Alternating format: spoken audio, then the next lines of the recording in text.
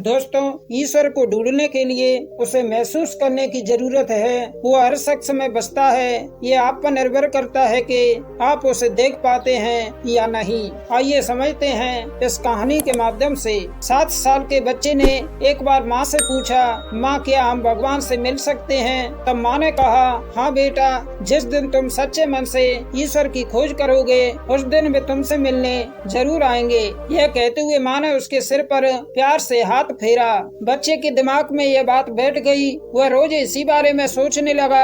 एक दिन उसने सोचा कि आज वह ईश्वर के साथ बैठकर खाना खाएगा।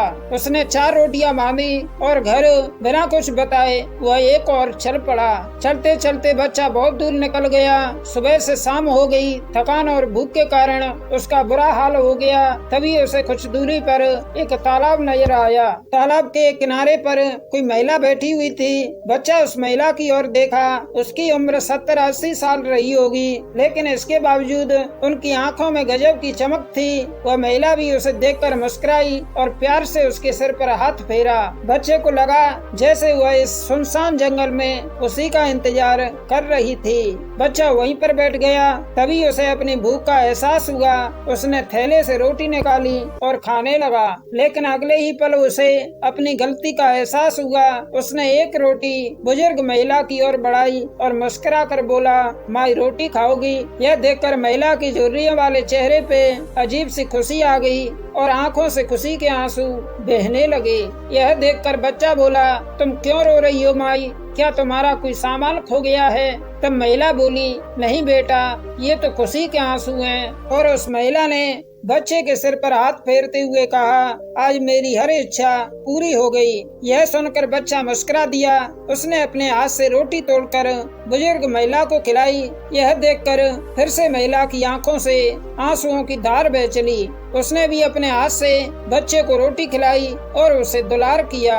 रोटी खाने के बाद बच्चे को अपनी माँ की याद आई। उसे लगा कि घर पर माँ परेशान हो रही होंगी, इसलिए उसने उस बुजुर्ग महिला से इजाजत ली और अपने घर वापस लौट पड़ा।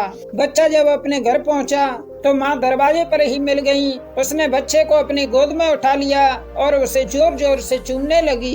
यह देखकर बच्चा बोला, माँ आज मैं भगवान से मिला।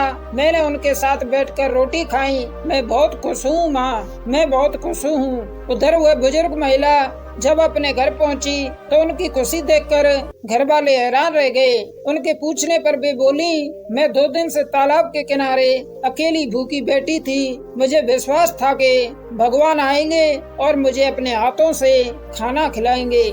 आज सचमुच भगवान ने मुझे दर्शन दिए और अपने हाथों से रोटी खिलाई। इस कहानी में उस बच्चे और बुजुर्ग महिला दोनों को ईश्वर की तलाश थी। ईश्वर कहीं नहीं था, उनके दिलों में था, इसलिए उन्होंने उसका रूप किसी दूसरे व्यक्ति में खोज लिया। दोस्तों, ईश्वर किसी मंदिर में नहीं बल्कि आपके दिल में रहता है। ईश्वर को ढूंढने के लिए उसे महसूस करने की जरूरत है। वो हर शख्स में बसता है। ये आप पर निर्भर करता है कि आप उसे देख पाते हैं या नहीं।